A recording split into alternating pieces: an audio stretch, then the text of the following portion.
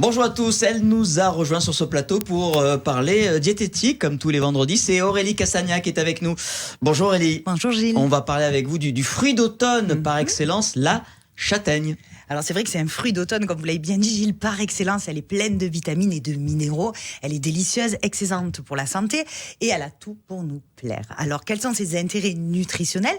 Tout premièrement, elle est riche en glucides de bonne qualité. Donc elle calme les grosses faims. Elle constitue un encas idéal au cas où, si on a pour faire le plein en tout cas d'énergie.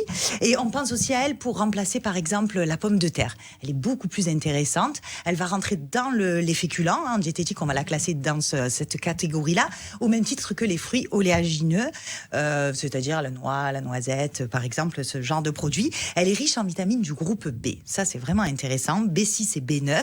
Alors, c'est particulièrement intéressant parce qu'elle est essentielle au bon fonctionnement de l'organisme et surtout au renouvellement des cellules, au renouvellement cellulaire.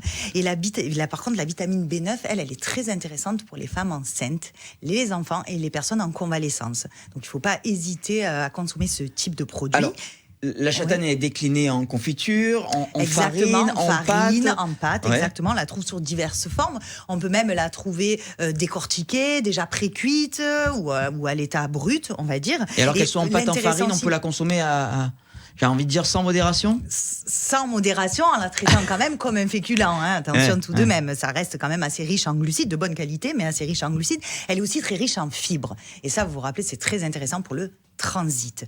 Mais à la seule condition, par contre, qu'elle soit bien cuite. Sinon, elle reste un petit peu indigeste. Après, elle a une grande source elle est très riche en minéraux parce que elle contient beaucoup de manganèse, de calcium, de potassium. D'accord. Donc vraiment, c'est le fruit phare. Et on en trouve aussi de nombreuses variétés. Il y a la marigoule, la bourrue, il y en a bien d'autres. Moi, je connais la châtaigne. Ouais, voilà. Alors, on va tout regrouper sous le nom de la châtaigne, mais c'est vrai qu'il y a plusieurs catégories. Celle d'Ardèche, elle est très très bonne, hein. Celle d'Ardèche, donc on prend note. Celle d'Ardèche est certainement meilleure que les autres. Et c'est vrai que on peut la consommer. On a salé, sucré, mais par contre, il faut quand même faire la différence avec ce qu'on appelle le marron d'Inde.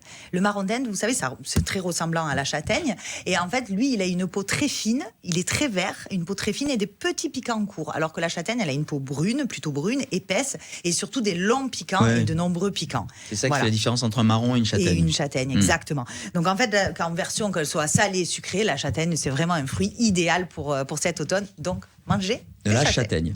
Merci Aurélie. Je vous en prie. On vous dit à très bientôt. Au revoir. Au revoir.